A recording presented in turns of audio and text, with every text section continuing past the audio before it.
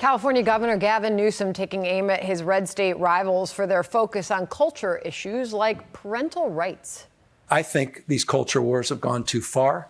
At the same time, I don't criticize those poor parents out there that have been ginned up. There's a lot of misunderstanding, misrepresentation out there because people are weaponizing these grievances against vulnerable communities led by DeSantis, led by Sarah Huckabee Sanders, led by Greg Abbott.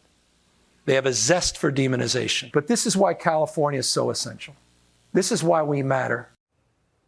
And now he's touting the Golden State as the Freedom State, as a new bill prohibits school districts from banning books.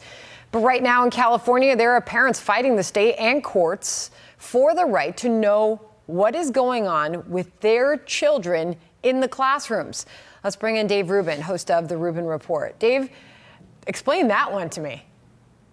The Freedom State? The fact that this guy can even say the word freedom without bursting out into laughter in and of itself is hilarious. Sandra, as you know, I left California very publicly during COVID. I brought 2 companies and over a dozen employees here to the actually free state of Florida. California has also purged about 1 million people in 3 years who have largely, almost exclusively, moved to red states because people want more freedom. They don't want to be locked down and injected with things. They want to know what their kids are going to be taught. They don't want state employees secretly talking to their children about gender transition or any of this other stuff. And Gavin Newsom, this idea that somehow it's the red states and the Republicans, and of course DeSantis, who's his real opponent here, that somehow they are the ones instigating the culture wars. No, it's the blue states, it's the leftists and liberals, the teachers and the Democrats who are pushing all of this gender nonsense, this hyper-racialization, this absolute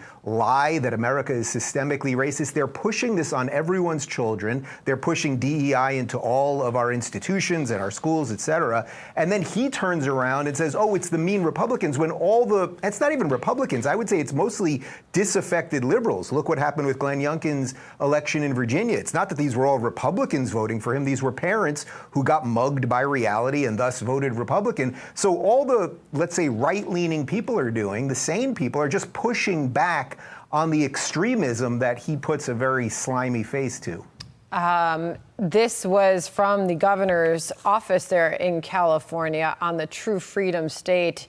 California's the True Freedom State. It reads, a place where families, not political fanatics, have the freedom to decide what is right for them. With the passage of legislation to ban book bans and ensure all students have textbooks, our state's family agenda is now even stronger. To your point, you'd have to explain, if it's the Freedom State, why so many people are fleeing that state. Here's parent Sonia Shaw from last week on parental rights. Listen. Our kids can't even take a Tylenol without our permission, but yet he's picking and choosing what he wants us parents to know. And I think that sends the message down that they have a clear agenda. They want control of our children.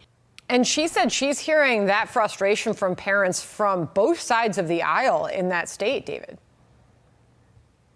Well, it's rather extraordinary what he's saying here, because you know that just yesterday the Senate had a hearing on the supposed book bans, and Senator John Kennedy from Louisiana started reading from one of these books that are being read to 3rd and 4th and 5th graders, and it's so pornographic that you guys can't show it on Fox News. So it can't be read, not even just the images. The words would not be allowed to be said on cable news, but somehow Gavin Newsom thinks that elementary school kids should hear these things. I'm interviewing Ms. Shaw later today, and we'll unpack this further. But again, these are not radicals or extremists or MAGA Republicans.